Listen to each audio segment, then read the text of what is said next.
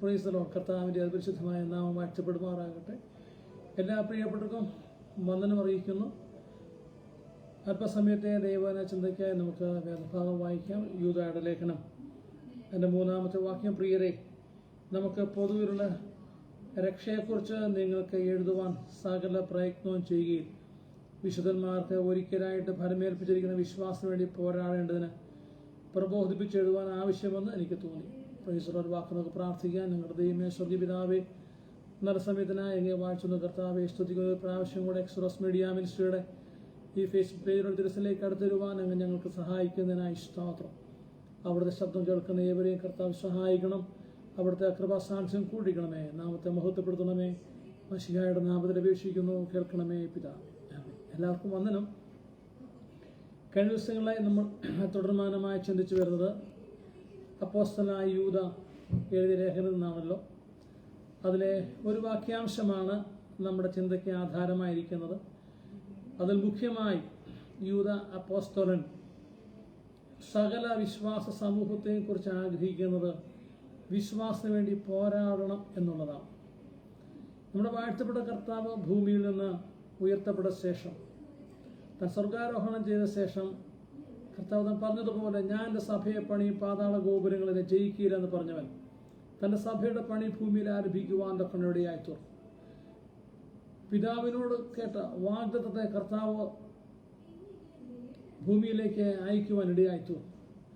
യോഹന്നാൻ സ്നാപകനെ കുറിച്ച് പറഞ്ഞു, ഞാൻ നിങ്ങളെ വെള്ളം കൊണ്ട് മാത്രം സ്നാനപ്പെടുത്തുന്നു, ഞാൻ വെള്ളം കൊണ്ട് സ്നാനപ്പെടുന്നു, എൻ്റെ പിന്നാലെ വരുന്നവർത്തൻ നിങ്ങളെ ആത്മാവ് കൊണ്ടും അഗ്നി കൊണ്ടും സ്നാനപ്പെടുത്തുമെന്ന് പറഞ്ഞതുപോലെ പിതാവിനോട് വാങ്ങിച്ച് ഞാൻ നിങ്ങൾക്ക് അയച്ചു തരുന്ന വാഗ്ദത്തത്തിന്റെ പരിശുദ്ധാത്മാവിനെ, ആശ്വാസപ്രദനെ ദൈവം ഭൂമിയിലേക്ക് അയച്ചു. കർത്താവ് താൻ ആവശ്യപ്പെട്ടതനുസരിച്ച് അങ്ങനെ ഏകദേശം 120ഓളം പേർ ഒരുമിച്ച് കൂടിയിരുന്ന് പ്രാർത്ഥിച്ച പ്രാർത്ഥനാ കൂട്ടത്തിന്മേൽ ദൈവത്തിന്റെ പരിശുദ്ധാത്മാവ് കടന്നു വരുവാനിടയായിട്ടു.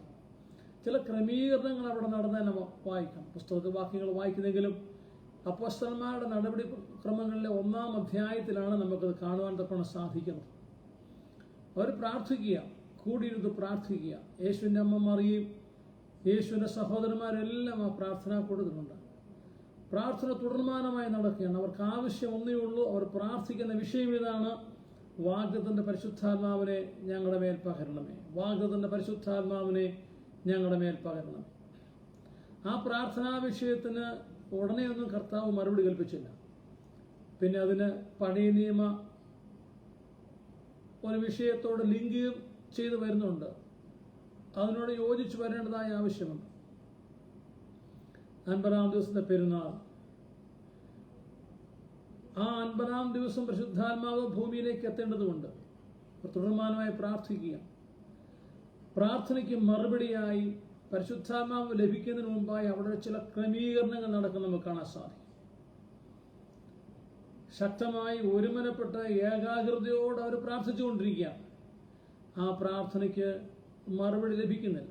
അതിനൊന്ന് 50 ദിവസമാകണം, മറ്റൊന്ന് അതിനുള്ളിൽ തന്നെ ചില ക്രമീകരണങ്ങൾ വരേണ്ടതുണ്ട്. ആ ക്രമീകരണങ്ങളെ കുറിച്ച് നാം കാണുന്നത് അപ്പോസ്തല പ്രവൃത്തിയുടെ പുസ്തകം അതിൻ്റെ 1-ാം അധ്യായത്തിൽ ചില വാക്യങ്ങളിലാണ്. 1-ാം അധ്യായത്തിൻ്റെ 12 വാക്യങ്ങൾ വായിക്കും. അവർ യെരുശലേമിന് സമീപത്ത് ഒരു ശബ്ബത്ത് ദിവസം വഴിതിലുള്ള ഒലിവുമല വിട്ട് യെരുശലേമിലേക്ക് മടങ്ങിപ്പോകും. അവിടെ എത്തിയപ്പോൾ അവർ പാർത്ത മാളിക മുറിയിൽ, മർക്കോസിന്റെ മാളിക മുറിയിൽ അല്ലെങ്കിൽ സെഹിയോൻ മാളിക മുറിയിൽ എല്ലാവരും ഒരുമിച്ച് കൂടിയിരിക്കുക.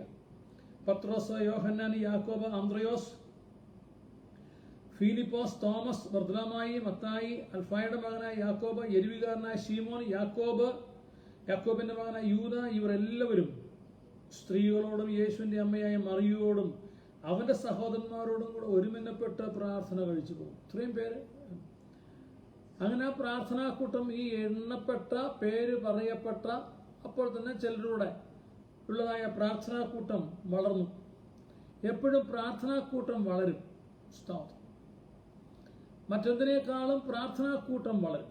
അങ്ങനെ പ്രാർത്ഥനാക്കൂട്ടം വളർന്നപ്പോഴാണ് ആ കാലത്ത് ഏകദേശം 120 പേരുള്ള സംഘം, സഭയല്ല കേട്ടോ, ആ കൂടി വരുന്ന സംഘം എന്നാ പറയുന്നത്.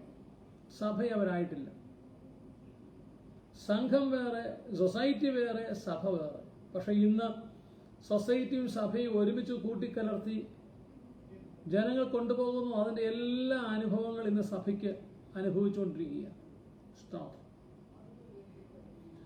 അങ്ങനെ 120 പേരുള്ള ഒരു കൂട്ടം ശക്തമായി പ്രാർത്ഥിച്ചു കൊണ്ടിരിക്കുമ്പോൾ അവരിൽ പ്രധാനിയായ പത്രോസിന് ഒരു വെളിപ്പാട് കിട്ടി.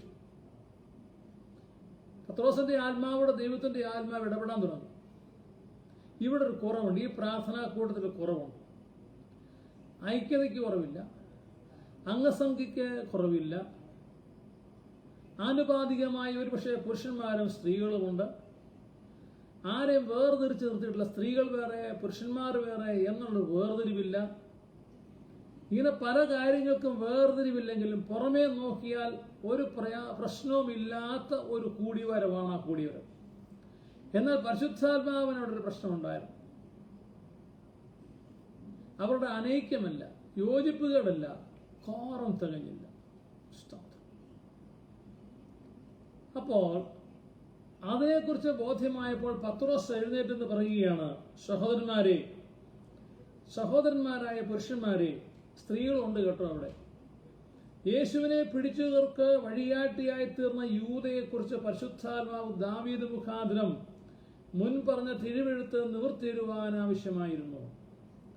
അവൻ ഞങ്ങളുടെ എണ്ണത്തിൽ ഉൾപ്പെട്ടവനായി ഈ ശുശ്രൂഷയിൽ പങ്ക് ലഭിച്ചിരുന്നല്ലോ. അവൻ അനീതിയുടെ കൂരി കൊണ്ട് ഒരു നിലം മേടിച്ച് തല കീഴായി വീണ് നടുവേ പിളർന്നു, അവന്റെ കുടലെല്ലാം തുറിച്ചുപോയി. യെരൂശലേമിൽ പാർക്കുന്ന എല്ലാവരും അറിഞ്ഞതാകൊണ്ട് ആ നിലത്തിന് അവരുടെ ഭാഷയെ രക്തനിലം എന്നുള്ള അക്കൽദാമ എന്ന് പേരായി. സങ്കീർത്തന പുസ്തകത്തിൽ അവന്റെ വാസസ്ഥലം ശൂന്യമായി പോകട്ടെ, അതിലാരും പാർക്കാതിരിക്കട്ടെ എന്നും അവന്റെ അധ്യക്ഷസ്ഥാനം മറ്റൊന്ന് ലഭിക്കട്ടെ എന്ന് എഴുതിയിരിക്കുന്നു. ഒരു വിശദീകരണം, ഒരു പശ്ചാത്തലം വിവരിക്കുകയാണ് പത്രോസ്. അവിടെ വന്നവർക്ക് ഒരു കാര്യം ബോധ്യപ്പെടുത്തി കൊടുക്കുക. രഹസ്യമായിട്ട് ഒന്നും അവിടെ ഇല്ല. ചിലരെ സ്വാധീനിച്ച് ഒരു പാനൽ രൂപീകരിക്കുകയല്ല. ഈ ആള് നമുക്കായിത്തീരട്ടെ എന്നുള്ളതിലേക്ക് വരുന്നില്ല. മറിച്ച് സത്യസന്ധമായി നിഷ്പക്ഷമായി ഒരാളുടെ കുറവിനെ നികത്തുവാൻ തക്കണം പത്രോസിന്മേൽ പരിശുദ്ധാത്മാവ് പ്രവർത്തിക്കുകയാണ്. പറഞ്ഞു വന്നപ്പോൾ ആദ്യം പലർക്കും കാര്യം മനസ്സിലായില്ലെങ്കിൽ ഒടുവിൽ കാര്യം മനസ്സിലായി. ഞങ്ങൾ 12 പേരായിരുന്നു, അതിൽ ഒരുവൻ ഇപ്പോൾ ഇല്ല. പ്രാർത്ഥിക്കുകയാണ്. കർത്താവ് താൻ തിരഞ്ഞെടുത്ത 12 അപ്പോസ്തലന്മാരായി തുടങ്ങിയ ശുശ്രൂഷ അതിന്റെ പൂർത്തീകരണത്തിലേക്ക് കർത്താവ് നടത്തി കടന്നുപോയി.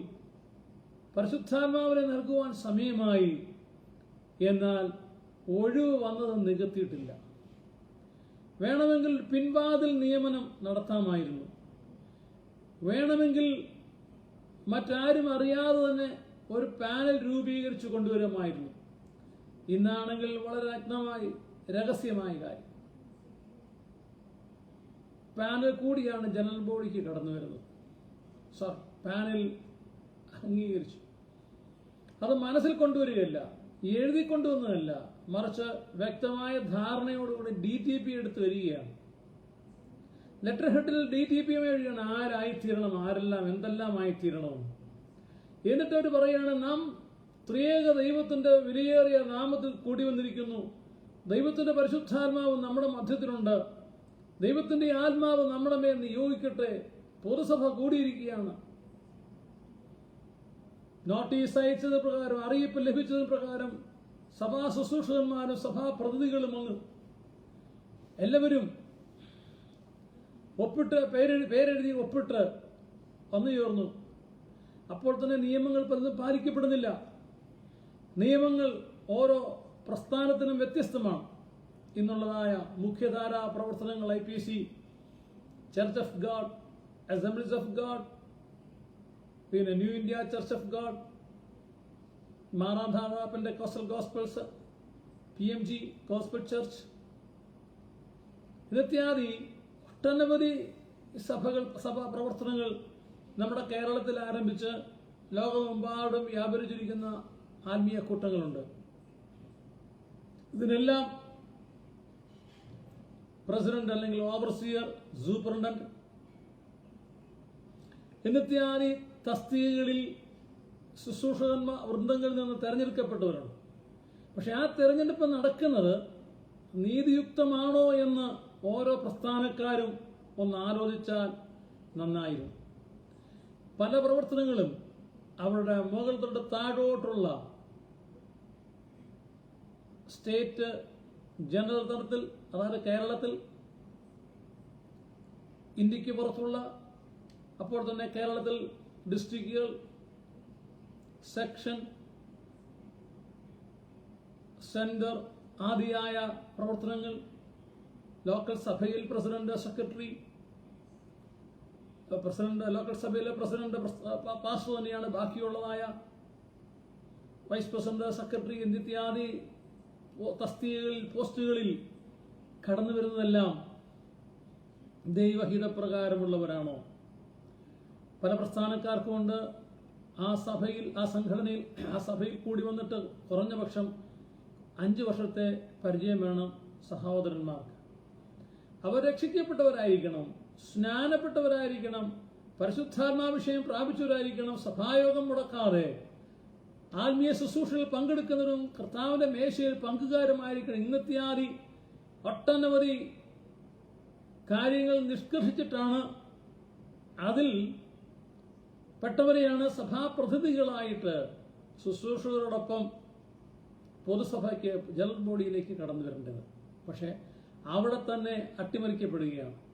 പ്രാദേശിക സഭയിൽ വന്നിട്ട് 6 മാസം പോലും തികയാത്തവരെ സെന്റർ, സെക്ഷൻ, ഡിസ്ട്രിക്ട് തലങ്ങളിലേക്ക് തന്നെ, അതുപോലെ പ്രാദേശിക സഭകളിലും സെക്രട്ടറി ആയിട്ടും ട്രഷററായിട്ടും ജോയിന്റ് സെക്രട്ടറി ആയിട്ടും ഒക്കെ വരുന്ന ദയനീയമായ കാഴ്ച നാം കാണുന്നുണ്ട്.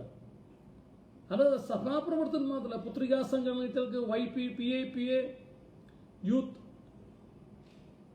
ക്രൈസ്റ്റ് അംബാസഡേഴ്സ് എന്നിത്യാദി പല പ്രവർത്തന മേഖലകൾ, അതുപോലെ സഹോദരി സമാജം, സ്ത്രീകളുടേത്, സഹോദരി, ഇങ്ങനെ പലയിടത്തും ഇതിനെല്ലാം ഓരോ ക്രൈറ്റീരിയ ഉണ്ട്, ഓരോന്നും നിഷ്കർഷിച്ചിട്ടുണ്ട്.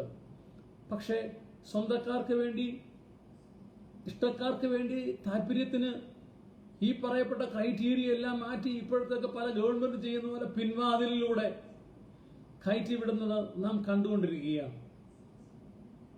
അതുകൊണ്ടെന്താ, അങ്ങനെ കയറി വന്ന വൈസ് പ്രസിഡന്റും ട്രഷററും അതുപോലുള്ള മറ്റ് തസ്തികകളിൽ വന്ന് വാണിടുന്നവർ, അവർക്ക് സഭയെക്കുറിച്ച് ആത്മഭാരമില്ല, ദൈവദാസന്മാരെ കുറിച്ച്, ദൈവജനത്തെക്കുറിച്ച് ഭാരമില്ലാത്ത പ്രസിഡന്റും ഓവർസിയറും സൂപ്രണ്ടന്റും സെൻട്രൽ പാസ്റ്ററും പ്രസ്ബിറ്ററും ഡിസ്ട്രിക്ട് ശുശ്രൂഷകനും ഒക്കെ ഇരിക്കുന്നതുകൊണ്ട് ദൈവസഭയ്ക്ക് അത് അഭിവൃദ്ധിക്ക് കാരണമാകുന്നില്ല.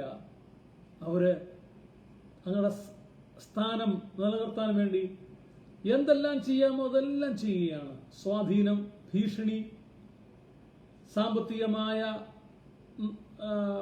കരുതൽ നൽകുക, ഏതെല്ലാം തരത്തിൽ ഇതെല്ലാം ചെയ്തു കൂട്ടി അങ്ങനെ സ്ഥാനത്തെത്തുന്നു. അവർക്ക് ഞാൻ മുൻപ് പറഞ്ഞതുപോലെ ദൈവസഭയോട്, ദൈവവേലയോട്, കർത്താവിനോട് ഒരു പ്രതിപത്തിയുമില്ല, ദൈവശുശ്രൂഷയോടില്ല, ആത്മഭാരമില്ല, ആത്മാക്കൾ രക്ഷിക്കപ്പെടുന്നില്ല. ഒരു വല്ലാത്ത അനുഭവത്തിൽ കടന്നു പോകുന്നത് നാം ഇന്ന് ഈ വർത്തമാനകാലത്ത് 2024 ഈ 5-ാമത്തെ മാസത്തിൽ നാം കണ്ടുകൊണ്ടിരിക്കുകയാണ്. എന്നാൽ ഇങ്ങനെയല്ലായിരുന്നു ആദിമസഭ തുടങ്ങിയത്. ആദിമസഭയ്ക്ക് ഫൗണ്ടേഷൻ കർത്താവിട്ടു കാൽവറിയിൽ, ചങ്കലച്ചോറയിൽ കർത്താവിന്റെ രക്തത്താൽ പാപമോചനവും രക്ഷാനിർണയവും സ്നാനവും കർത്താവ് നൽകി. സ്നാനത്തെക്കുറിച്ചുള്ള ഉപദേശം കർത്താവ് നൽകി. അതും പ്രകാരം ഉള്ള സഭ സ്ഥാപിക്കപ്പെടാൻ പോവുകയാണ്. ഈ ഭൂമി സംജാതമാകാൻ പോവുകയാണ്. അതിന്റെ പ്രവർത്തന ആരംഭമായുള്ള ദീർഘദിവസങ്ങളിലെ പ്രാർത്ഥന നടക്കുകയാണ്. ഏകദേശം ആ പ്രാർത്ഥന 50 നാളോളം നീണ്ടു. തുടക്കം മുതലേ പ്രാർത്ഥിക്കുന്നുണ്ട്, ഞങ്ങളുടെ മേൽ അവിടുത്തെ പരിശുദ്ധാത്മാവിനെ അയക്കണമേ, ഞങ്ങൾ കാത്തിരിക്കുന്നു യെരൂശലേമിൽ. കർത്താവ് പറഞ്ഞു, നിങ്ങൾ കാത്തിരിക്കണം. അപ്പോസ്തലപ്രവൃത്തി 1 അധ്യായം അതിന്റെ 4 വാക്യത്തിൽ അവരോട് പറഞ്ഞതാണ്, അങ്ങനെ അവൻ അവരുമായി കൂടിയിരിക്കുമ്പോൾ അവരോട്, നിങ്ങൾ യെരൂശലേമിൽ നിന്ന് വാങ്ങിപ്പോകാതെ എന്നോട് കേട്ട പിതാവിന്റെ വാഗ്ദത്തത്തിനായി കാത്തിരിക്കണം. ഞാൻ നിങ്ങളോട് പറഞ്ഞൊരു കാര്യസ്ഥനെ അയക്കുമെന്ന്. അതൊരു വാഗ്ദത്തമാണ്. ആ പ്രോമിസിന് വേണ്ടി നിങ്ങൾ കാത്തിരിക്കണം. എന്നിട്ട് കർത്താവ് പറഞ്ഞു, യോഹന്നാൻ വെള്ളം കൊണ്ട് സ്നാനം കഴിപ്പിച്ചു, നിങ്ങൾക്കോ ഇനി ഏറെ നാൾ കഴിയുന്നുമ്പ് പരിശുദ്ധാത്മാവ് കൊണ്ട് സ്നാനം ലഭിക്കും. സ്വർഗാരോഹണം ചെയ്യുന്നുമ്പ് കർത്താവ് ശിഷ്യന്മാരോട് പറയുകയാണ്, നിങ്ങൾ വാഗ്ദത്തത്തിന് വേണ്ടി കാത്തിരിക്കണം യെരൂശലേമിൽ. ആ കാത്തിരിപ്പ് കൂട്ടത്തിലാണ് പത്രോസ് അപ്പോസ്തലൻ എഴുന്നേറ്റ് എന്ന് പറയുകയാണ്, പ്രിയമുള്ളവരെ, നാം കാത്തിരിക്കുന്നു. നമ്മുടെ കാത്തിരിപ്പ് ഇതുവരെ സഫലമാകാത്തതിന് കാരണം കോറം തികഞ്ഞിട്ടില്ല, നമ്മുടെ കാര്യങ്ങൾക്ക് ക്രമീകരണം വന്നിട്ടില്ല. ആ കാര്യത്തെക്കുറിച്ചുള്ള ക്രമീകരണം ചോദിച്ചപ്പോൾ കർത്താവ് പറഞ്ഞു കൊടുത്തു, കുഞ്ഞുങ്ങളെ, നിങ്ങളെ 12 പേരെ ഞാൻ തിരഞ്ഞെടുത്തത്, അതിലൊരുവൻ പിശാചായിരുന്നു. അവന്റെ ഇഷ്ടം ചെയ്ത് പിശാചിന്റെ വാസസ്ഥലത്തേക്ക് പോയിരിക്കുകയാണ്, അവനോടൊപ്പം ആയിത്തീർന്നു. എന്നാൽ എൻ്റെ വേല അത് തികക്കണം, അതിന് ഒരാളെ തിരഞ്ഞെടുക്കണം. സ്റ്റോപ്പ്.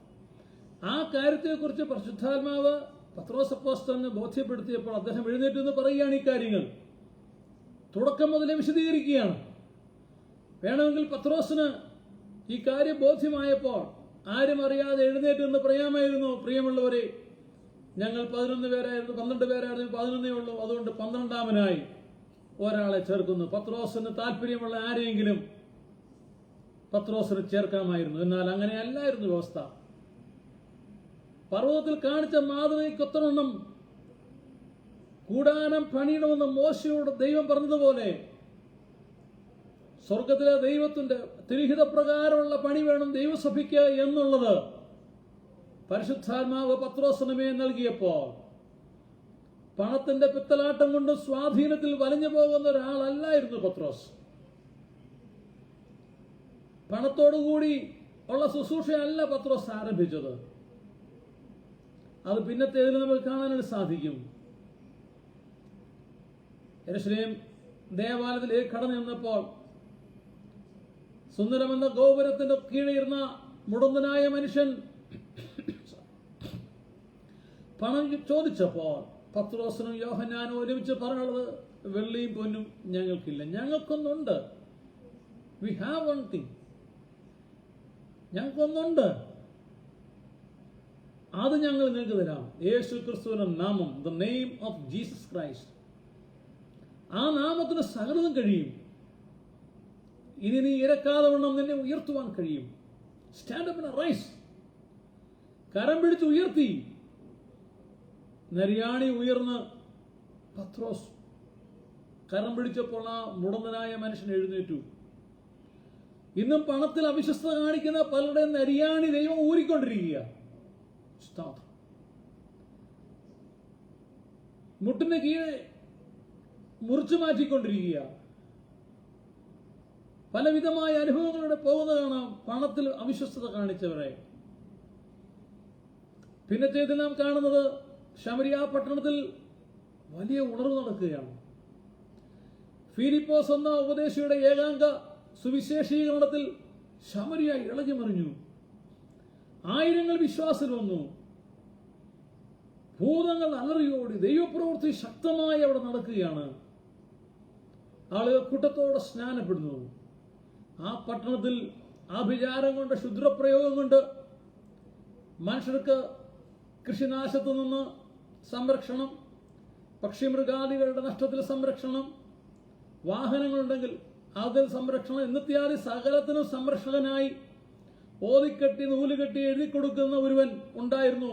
ആഭിചാരങ്ങൾ പ്രധാനിയായവൻ രഹസ്യത്തിൽ ഉള്ളറകളിലിരുന്ന് ഇരുളിന്റെ നിഷ്ഫല പ്രവൃത്തി ചെയ്തുകൊണ്ടിരുന്നതായ ശീമോൻ എന്ന ആഭിചാരകൻ, മന്ത്രവാദി, ഇപ്പോൾ രഹസ്യത്തിൽ നിന്ന് പുറത്തേക്ക് വരിക. കാരണം ഈ ദിവസങ്ങളിൽ ആരും തന്റെ അടുക്കലേക്ക് വരുന്നില്ല. മീൻ പിടിക്കാൻ പോകുമ്പോൾ കൂടുതൽ മീൻ ലഭിക്കുവാൻ തക്കവണ്ണം തന്നെ കാണാൻ വരുന്നില്ല. കൊയ്ത്തുകാലത്ത് നന്നായി വിളവ് ലഭിക്കാൻ വേണ്ടി ഓതിക്കെട്ടാൻ ആരും വരുന്നില്ല.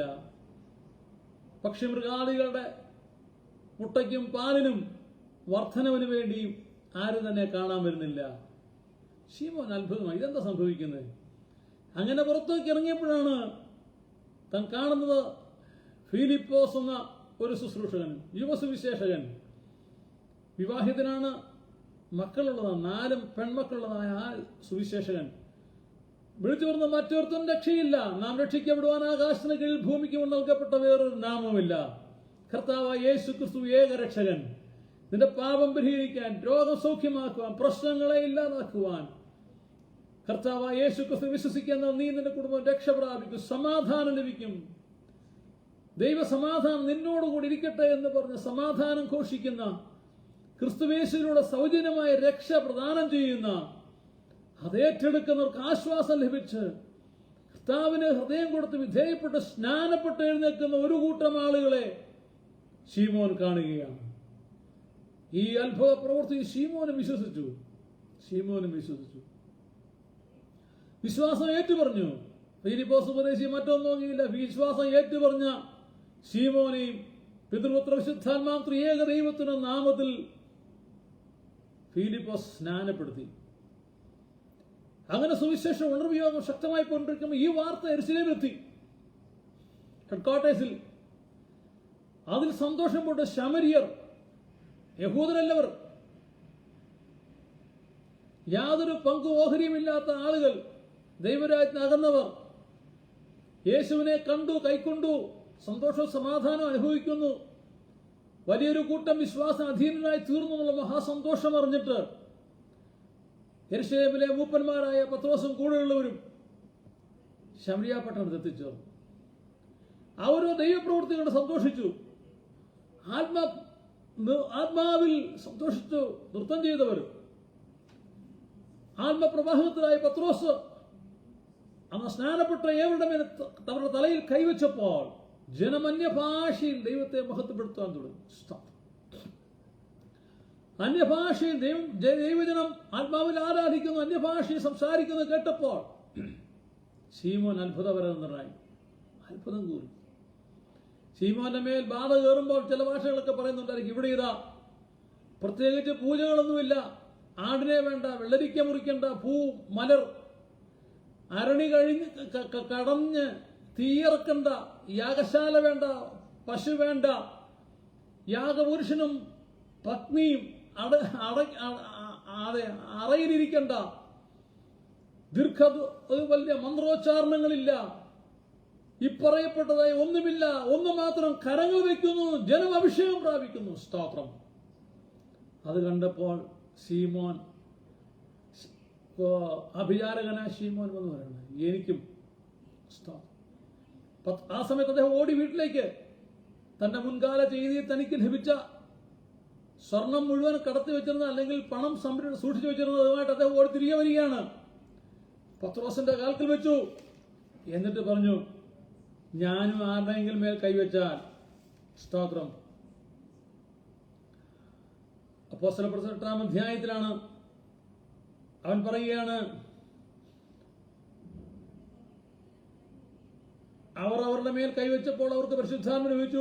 അപ്പോസ്തലന്മാർ കൈവച്ചതിൽ പരിശുദ്ധാത്മാവ് ലഭിച്ച ശീമോൻ കണ്ടാറേ അവർക്ക് ദ്രവ്യം കൊണ്ടുവന്നു. ഞാൻ ഒരുത്തന്റെ മേൽ കൈവച്ചാൽ അവന് പരിശുദ്ധാത്മാവ് ലഭിക്കാൻ തക്കവണ്ണം ഈ അധികാരം എനിക്ക് തരണം.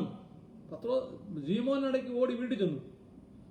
തന്റെ ഭവനത്തിന്റെ ഉള്ളറകളിൽ പ്രത്യേകമായി സൂക്ഷിച്ചു വെച്ചിരുന്നതായ ദ്രവ്യം അതുമായി വന്നിട്ട് പത്രോസിനോട് പറഞ്ഞു, ദേ പിടിച്ചാട്ടെ, എന്റെ മേലിൽ പകരണം. നിങ്ങളിനി യെരുശലേമിൽ നിന്ന് ഹെഡ്ക്വാർട്ടേഴ്സിൽ ഇവിടെ വരണമെന്നല്ല, നിങ്ങൾ തന്നെ ഹോൾസെയിൽ ഡീലർ.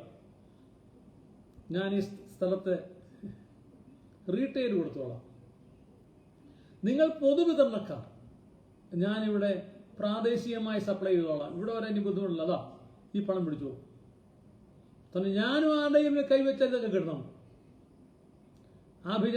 ആഭിചാരം ചെയ്യാൻ ദുർമന്ത്രവാദത്തിന് മന്ത്രവാദികൾക്ക് കാശ് കൊടുത്ത് ശിഷ്യത്വം പ്രാപിച്ച് ദക്ഷിണ കൊടുത്ത പരിചയമുള്ള ശീമോൻ ഇവിടെ ഇതാ ദക്ഷിണ പോലെ പണം കൊടുത്ത് പരിശുദ്ധാത്മാവിനെ വാങ്ങാൻ തുടങ്ങിയാണ്.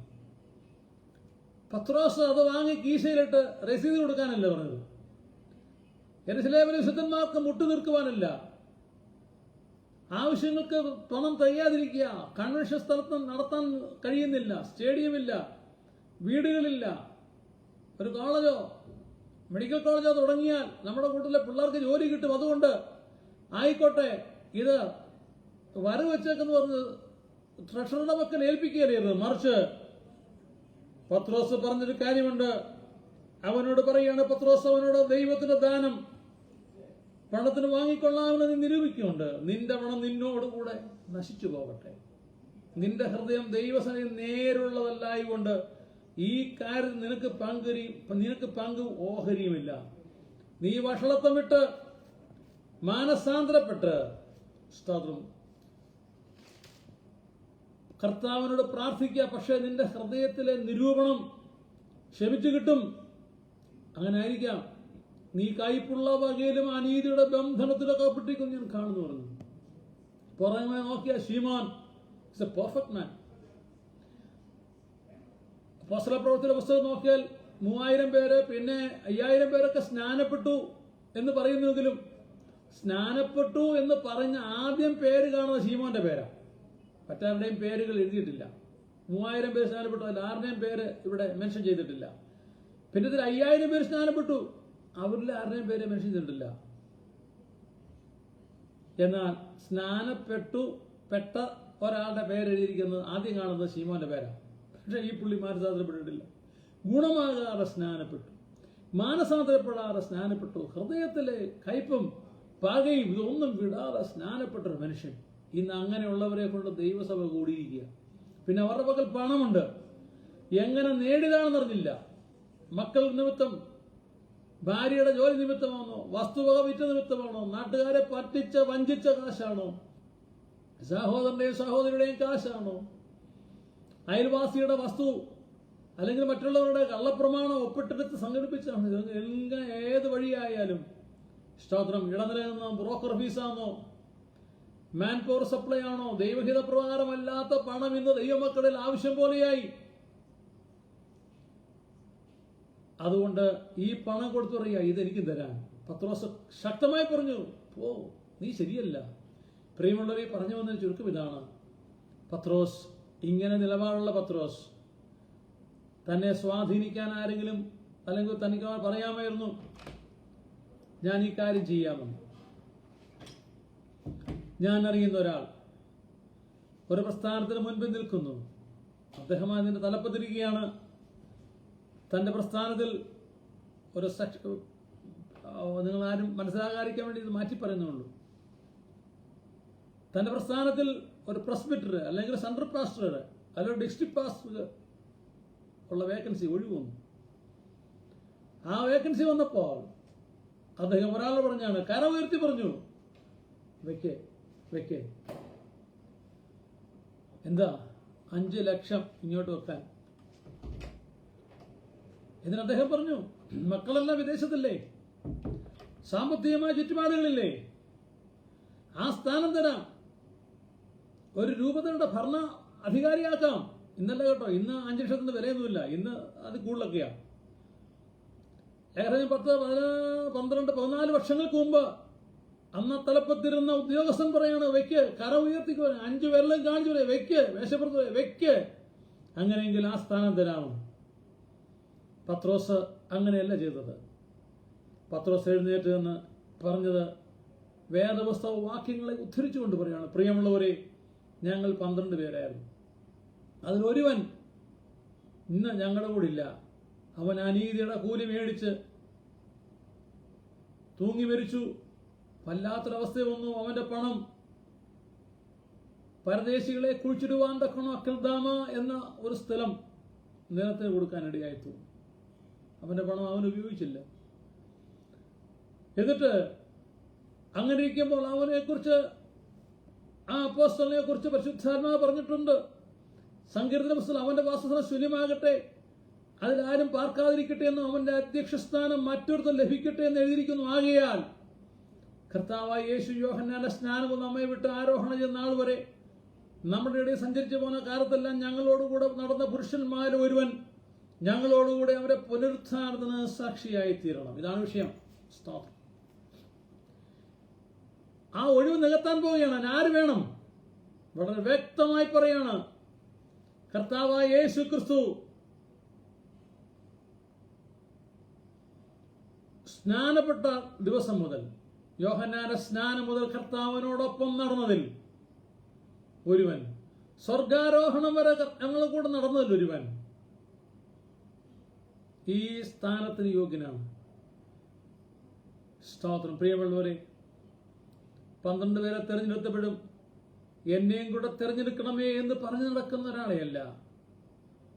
ഞാനൊരു എന്തെങ്കിലും ഒരു സ്ഥാനത്തേക്ക് എത്തിച്ചേരുമെന്ന് ചിന്തയിൽ പോയതല്ല. മറിച്ച് കർത്താവിനോടൊപ്പം തൻ്റെ പ്രവർത്തനത്തിൽ ആകർഷനായി തന്നോടൊപ്പം കൂടെ ചേർന്നൊരുവൻ. ഒരുവല്ലോ അതിൽ 2 പേരെ തെരഞ്ഞെടുപ്പാനിടയായിത്തു. തെരഞ്ഞെടുത്തില്ല, 2 പേരെ പേര് മുന്നിൽ വന്നു. അങ്ങനെ പറഞ്ഞപ്പോൾ അവന്റെ പുനരുത്ഥാന സാക്ഷിയാകണം, ഞങ്ങളോടൊപ്പം ഒരാൾ വേണം എന്ന് പറഞ്ഞപ്പോൾ 2 പേരെ കിട്ടി. അങ്ങനെ ഒരു യുസ്തോസ് എന്ന് മറുപേരുള്ള ബർശബ എന്ന ജോസഫ്, മത്തിയാസ്, ഇവരെ 2 പേരെ തെരഞ്ഞെടുത്തു. ഇനി ഒരാളുടെ വരണ്ടായിരുന്നു. സമയ ചുരുക്കത്താലൂടെ അവസാനിപ്പിക്കുകയാണ്. ഈ 2 പേരെ അവർ മുമ്പാകെ തെരഞ്ഞെടുത്തു. അവർ നോക്കി, ഈ വന്ന 50 ഏകദേശം 120ഓളം പേരുള്ളവരുടെ കൂട്ടത്തിൽ ഇവരെ 2 പേരെ കണ്ടെത്തി. അവർ പറഞ്ഞു, ഈ ജോസഫ് ഉണ്ടായിരുന്നല്ലോ ആദ്യം മുതൽ, ഈ മത്തിയാസ് ഉണ്ടായിരുന്നല്ലോ ആദ്യം മുതൽ, ഒരു വേക്കൻസിയേ ഉള്ളൂ, ഒരു ഒഴിവേ ഉള്ളൂ, 2 പേരും. അവർ പറഞ്ഞു, അങ്ങനെയെങ്കിൽ ചീട്ടിടുക.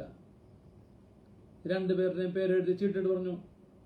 അവര് ഇങ്ങനെ പറഞ്ഞു, സകല ഹൃദയങ്ങളെ അറിഞ്ഞ കർത്താവേ, തന്റെ സ്ഥലത്തേക്ക് പോകണ യൂദാ ഒഴിഞ്ഞു പോയ ഈ ശുശ്രൂഷയുടെ അപ്പോസ്തലത്തിന്റെ സ്ഥാനമേൽക്കേണ്ടതിന് ഇവരിലെ അവനെ നീ തിരഞ്ഞെടുത്തിരിക്കുന്നു എന്ന് കാണിച്ചു തരണമേ എന്ന് പറഞ്ഞ് പ്രാർത്ഥിച്ചു. അവർക്ക് ചീട്ടിട്ടു.